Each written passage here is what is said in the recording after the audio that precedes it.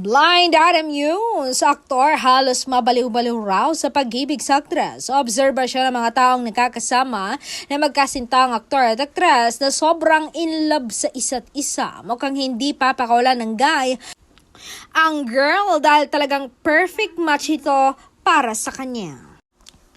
Kitang-kita mo na hot si aktor kay actress kapag magkasama sila. Ang lagkit ang tinginan nila at talagang hindi sila nagbibitaw ng kamay. Laging magka-holding hands, kwento ng mga kaibigang nakakasama ng dalawa. Nakakagulat nga kasi hindi mo alam na si aktor pang sobrang in love. Kaya ang tanong naming lahat, ginayuma ba siya ni actress kasi pwedeng in love lang naman dahil nga may relasyon, pero ang hindi mapakali si aktor kapag hindi niya nakikita o kasama si aktres.